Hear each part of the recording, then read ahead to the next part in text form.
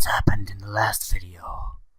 I just take a moment and realize that that plant in the right side of the screen is very weird. It looks like it's contaminated from some sort of dark force.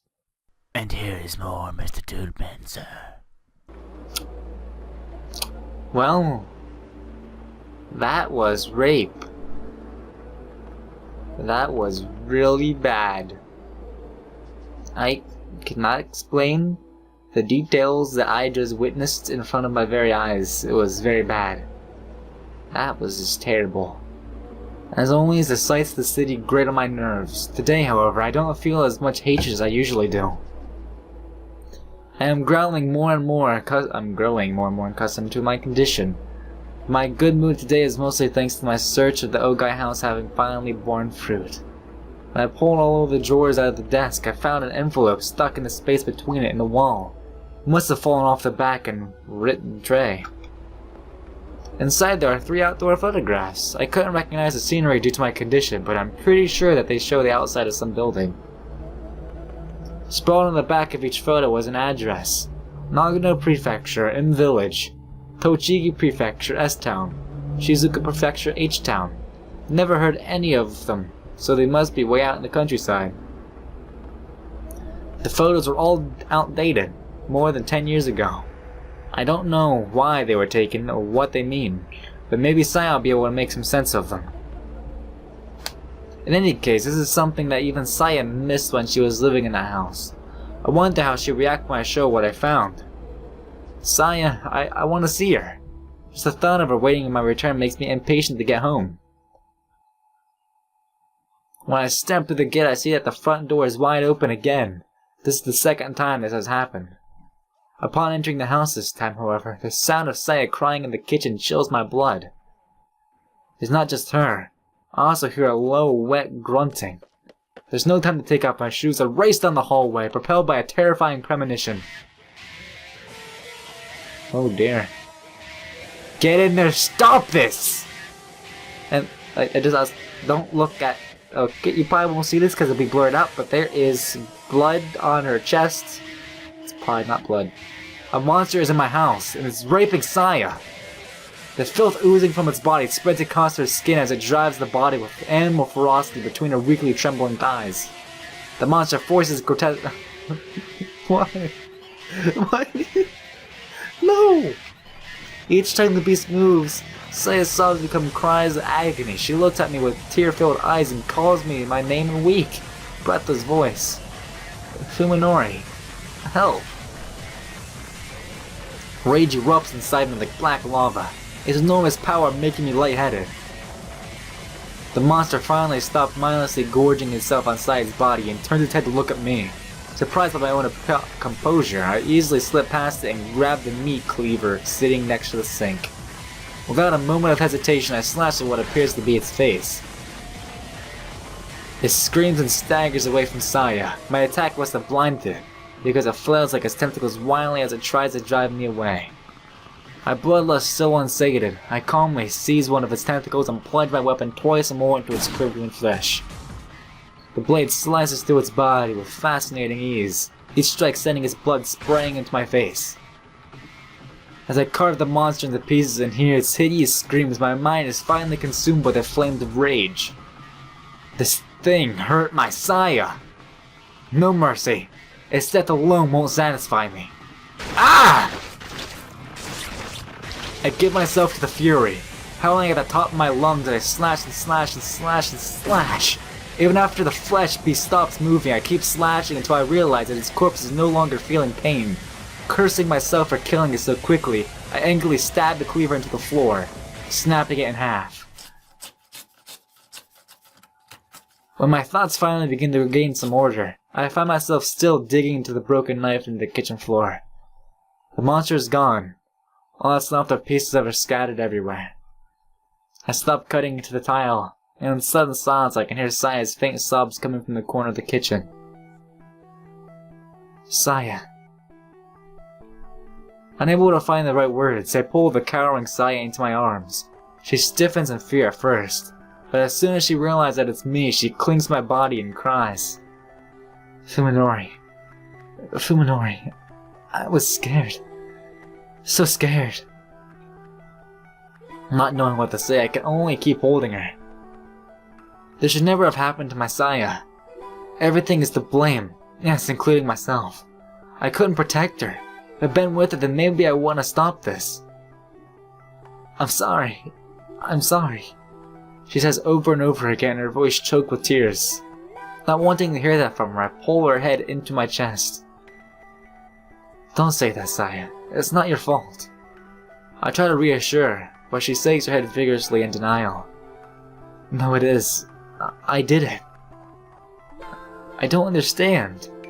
What is she saying? You did... what? I messed with his brain, she answers, glancing at the dismembered monster of swollen eyes. I made the inside of his head the same as yours. I made him see the world like you do. It takes me some time to understand the meaning of Saya's words, and even longer to decide how to respond. What? But... how? Is that really necessary? Is that at all necessary? I don't think it is. Finally regaining her composure, Saya responds to my confusion in a low voice. I can do stuff like that. I can change the bodies of other then why don't you do it to me? I've had this ability since I was born. Every organism is different, so I have to study them in detail before I... Do it to me! By doing some research, I figured out what happened to your brain. So I wanted to see if I could do the same thing to someone else. But why? I thought that if everyone were like you, they would all be kind to me. My heart aches to the loneliness in her voice as she confesses her sorrowful wish. But that man, he wasn't kind at all. He said he wanted to hurt me, break me, and he... She starts crying into my chest again, unable to say any more. I gently rub her back while trying to get my jumbled thoughts together. Saya, what is she? This question is beyond me. However, this is one thing I can answer, here and now. Saya is mistaken. She is misunderstanding something vital.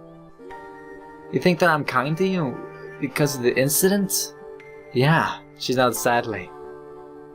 I smile and shake my head. You're wrong. That was only the beginning. It's not that simple. The time you and I spent together after we met, those days, those experiences, are what made us what we are. Understand? Fuminori. I've been together with you all this time, and because of that, it became important to me. I became the kind to you, see?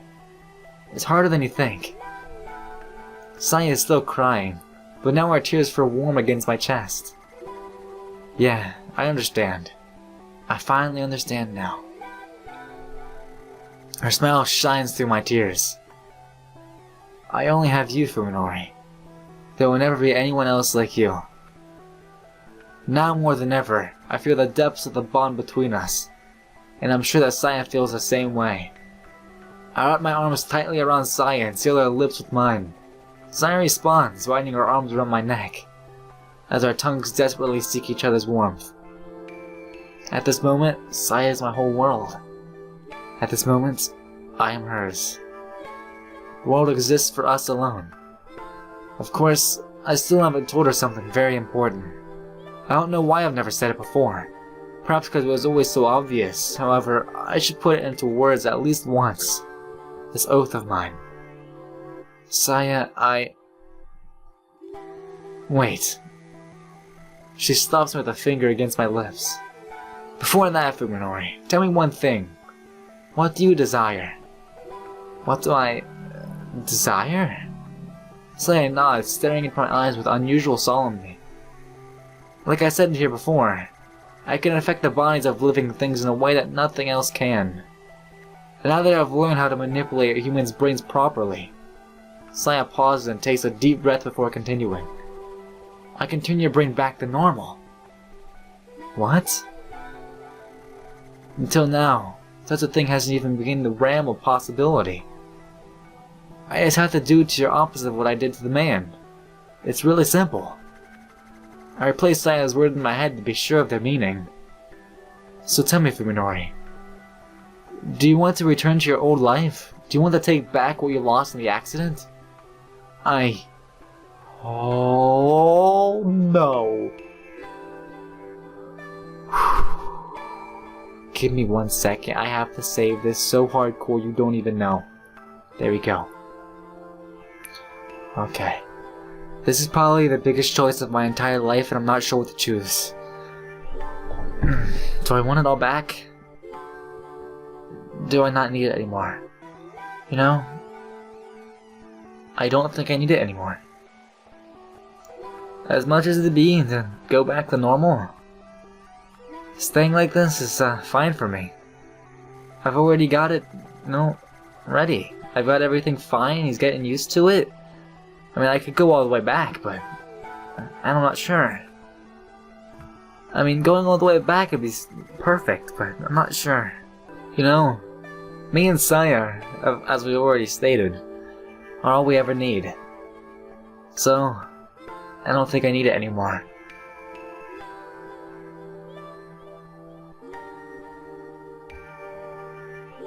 On that terrifying day when I first opened my eyes after the accident, what would my answer have been?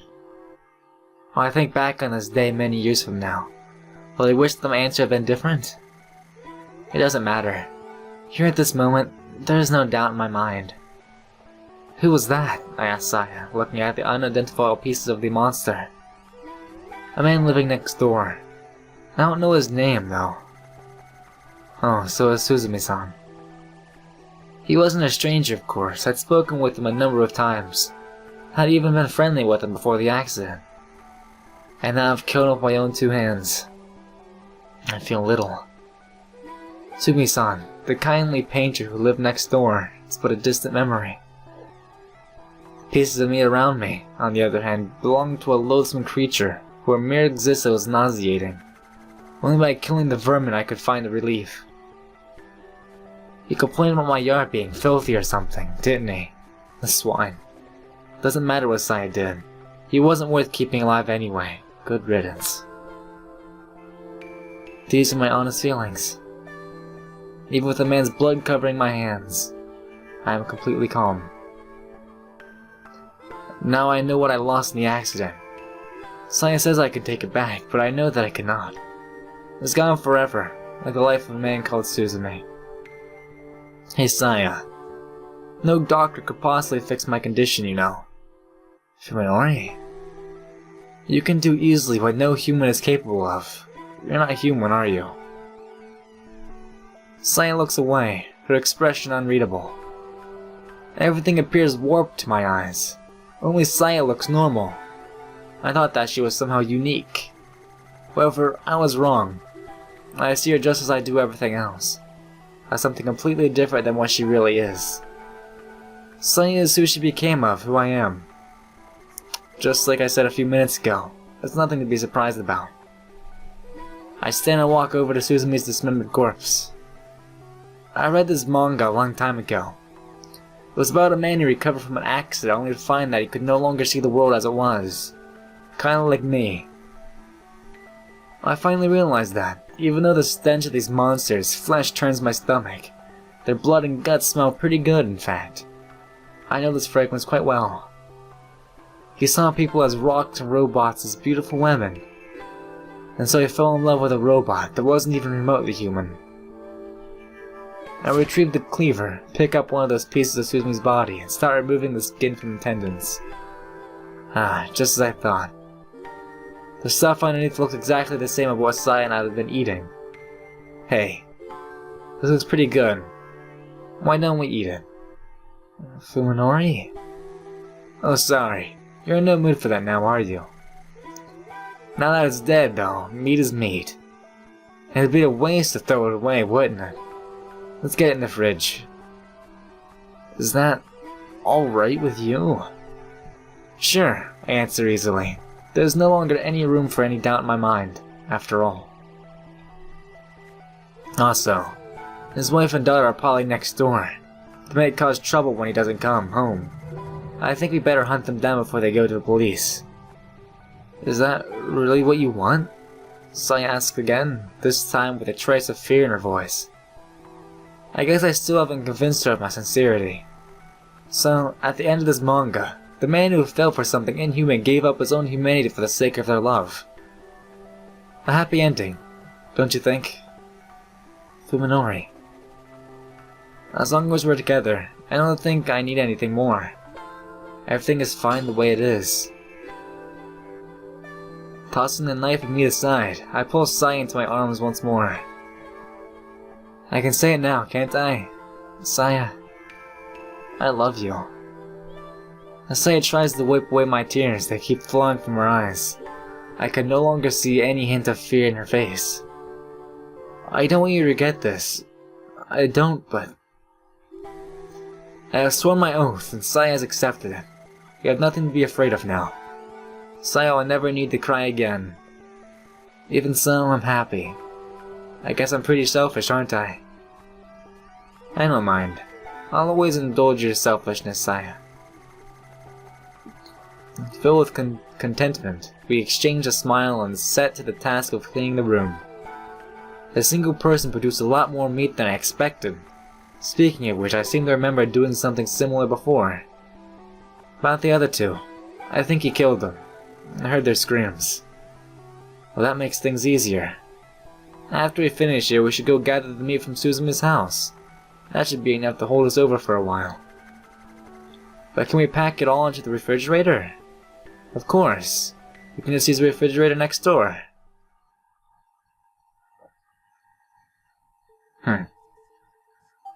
Well, that's a thing. This picture. I recognize it. After we finished our labors and get into bed, I showed Saya what I found in Ogai house. This one looks familiar. Yeah, I've definitely been there. The photograph that Saya has selected from the three is one of the Togachi Prefecture I had just written on the back. This is a house, right? I see trees and mountains. Yeah, wow, Fuminori. You can see the pictures now? A little. At the outset of my ordeal, I had to depend entirely on the sense of distance to decipher what I saw. The houses in front of me, the mountains far behind them, the clouds high above. Only distance and scale told me what they were. Photographs and the other flat images they used are completely incomprehensible to me. Recently, however, I've gotten better at understanding what things are by their shape. I know what the mountains and sky look like, for example, and how they are different from buildings. Each of the three pictures are shown in a similar scene. A lone house in the middle of the forest. They must be a vacation retreats or something. I called it his cabin. He said that no one will find us there. If the addresses on the back of the photos belong to each building, then they probably are excellent places to stay hidden from prying eyes. But why three? The dates are pretty old. It seems odd that they were all taken within a few days of each other. Maybe he was taking photos of houses and was thinking of buying in order to determine which one would be the best candidate for his highway. And Saya only recognizes one of the houses, so Ogai decided on the house in Togachi Prefecture X-Town. Checking the location on the road map of the Kanto area, I find that it's about 3 hours of Tokyo by car. Do you think your father will be there? I tried calling him, but he didn't answer. I don't think he's there. But he might have stopped by recently. The way I see it, the only way out of this deadlock is to take whatever chance we have, no matter how small. The probability of there being a clue of Ogai's whereabouts in this villa is very low, but it's not zero. I think I'll check this place out tomorrow. Say a pounce? I wasn't expecting Saya to object. But isn't it far away? It'll only take about half a day to go there. Check it out and come back. I'll have to stay home by myself while you're gone. So that's what it is. Slightly exasperated, I smile and rub Saya's head. Be a little patient, okay? You want to find your father too, don't you? After a brief silence, during which her expression is hard to decipher, Saya timidly looks up at me and says, "Hey Fuminori, let's forget about that." I'm completely blindsided by this. Forget about him. But he's your father, right? Aren't you worried about him? Not anymore, Saya says, coming closer to feel my warmth. I have you now. I call him Dad, but he's not really my father. He taught me a lot and probably loved me in his own way, but you're kinder and warmer. Saya's words make me happy, but I also feel the same loneliness in them. Are you really alright with just me? Yeah. You don't like it just being the two of us? I do, but I also want to meet Professor Ogai. Having finally figured out how to explain my feelings, I continue. I want to get to know you better, Saya. If there's someone who knows more about you than me, I have to meet them. I see. Saya doesn't seem very angry, but she does tilt her head quizzically, as though my thoughts are strange to her. I also want to... yeah, I'm gonna go check it out tomorrow. Another plan has started to form in my mind, one separate from the search from Professor Ogai. If I find the professor there, great. If I don't, well, I think I can find another use for the mountain retreat. I know you'll be lonely, Saya, but try to bear it for a little while.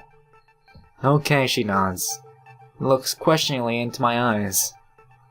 Fuminori, you really want the family or friends, more people you can spend with, don't you? Well, that'd be more fun, yeah. Fearing that Saya will start sulking, I hurriedly add. But don't get me wrong. Even if I had lots of friends and family, you'd always be very special to me. I know. Thanks. Giggling, Saya rubs her cheek against mine. I'll find something to make you happy. Something just for you.